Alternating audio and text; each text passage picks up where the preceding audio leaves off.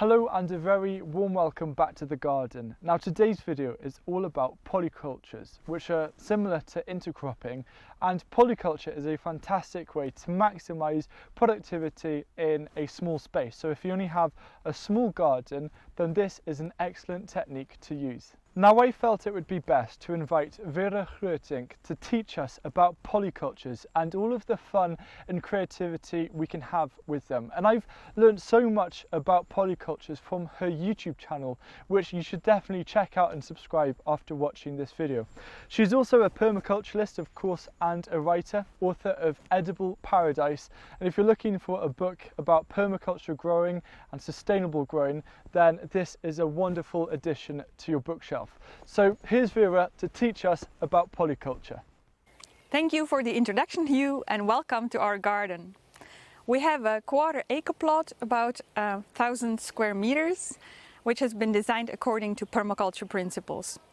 Most of it is actually planted as a food forest. That means that we have a combination of fruit and nut trees with a lot of fruiting bushes and a very diverse herb layer.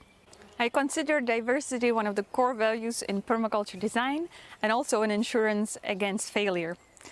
Though most of the plants in the herb layer, planted in the herb layer, are either edible or medicinal, they often have other functions as well.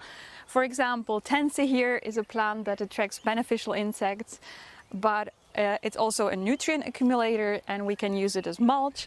We have lupin, which is a nitrogen fixer, and we have lots of plants that attract pollinators and other beneficial insects such as hoverflies or parasitic wasps. But in today's video I want to show you how we encourage diversity in the kitchen garden while we grow our annual vegetables. Of course, a small kitchen garden like this is already very diverse because there are many crops in a relatively small area, but you can take it a step further and combine different crops within a single bed. And another favorite way of mine to encourage diversity is to let some beneficial plants self-sow. For example, here, this is our potato bed. You can see there is dill here and calendula, both of which are self-sown and both of which attract beneficial insects. But you can take it even further and start growing polycultures. Polyculture, of course, is the opposite of monoculture, and it means combining many different crops together, mixing things up. There are many benefits to this. One of the main ones is that a lot of pests and diseases are specialized either in a certain plant or plant family, and if you mix things up, there are likely to be fewer problems with both disease and pests. Another benefit is that you can get a better, larger overall yield from a certain area, and also it will be a more diverse yield, and I think this is especially valuable for people who have very little space to grow. And of course it was also the idea behind your book, Veg in One Bed. Over the years I have designed many different polycultures. The most productive one was probably my sown polyculture, small-scale polyculture, that you can sow all at once and in our climate around mid-April. And because of the combination of crops, you will be able to harvest from it from 21 days after sowing until deep in winter. The polyculture combines fast-growing leaves like lettuce and mustard greens with a bit slower growing crops like carrots, beets, chard, onions, parsley, and also fall and winter crops such as radicchio and parsnips. But I think that polycultures are also an opportunity to be creative and have a bit of fun with the design. And I have sometimes designed polycultures around the cuisine of a certain country or even around a specific dish. One of my favorite examples in this category is my Mexican polyculture, which was all about the veggies and herbs and flowers that come from Central America. There was corn and beans and tomatillos and zinnias and anise hyssop, and it not only was it very diverse and gave us a lot of different produce to harvest, but it also looked very cheerful and colorful.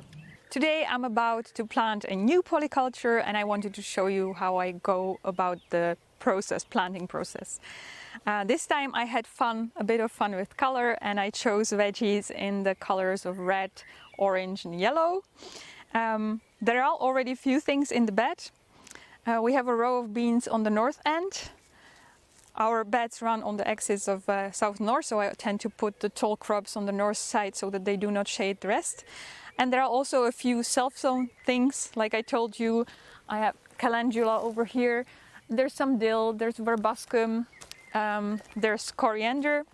All plants that attract beneficial insects, so I will leave these in place and I will plant around them.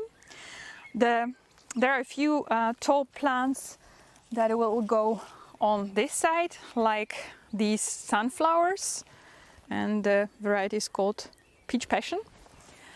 And I have a few tomatoes, two of the variety Dorada. It's a German variety, so they would probably pronounce it differently.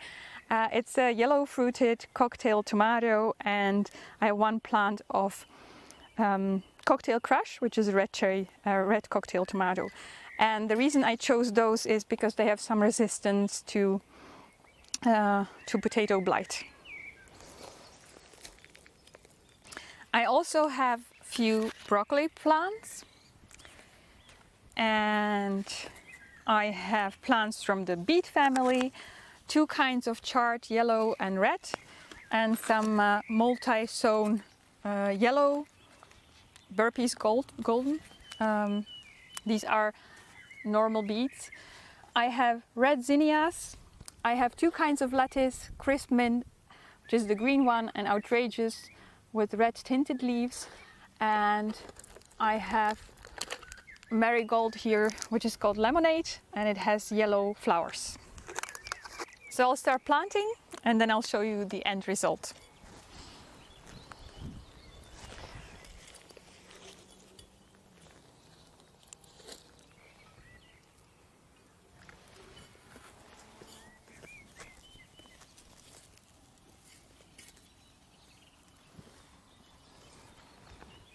I started with planting the sunflowers at the north end of the bed. Then I planted the 3 tomatoes plants in a sort of zigzag form. And now I'm interplanting them with the broccoli plants. And there's a reason for that.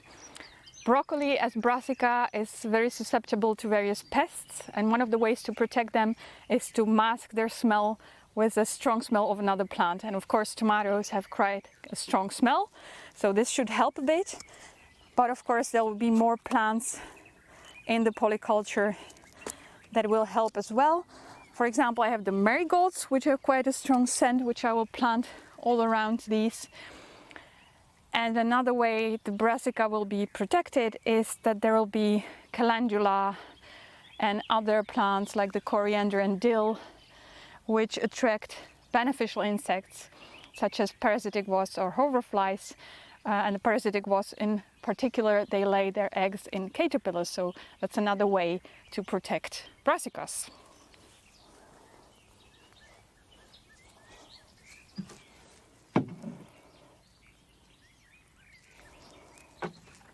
So that's the polyculture planted. I can't wait to see how it will turn out later in the season. Thanks so much, Hugh, for having me on your channel. I hope this video was inspiring, and welcome back in a few months for maybe a harvest video from the polyculture. Happy gardening! Thank you so much for that, Vera, and I think polyculture is a wonderful thing that every single gardener should use. And I love the idea of being able to be creative, and also the idea of having themed polyculture plantings. So one polyculture planting that I might be testing out later on this year is a winter vegetable polyculture. But my question to you, the audience, those of you watching this video, is what themed polyculture would you grow? Would it be a Mediterranean one? Would it be a salad one? Have a think and let me know.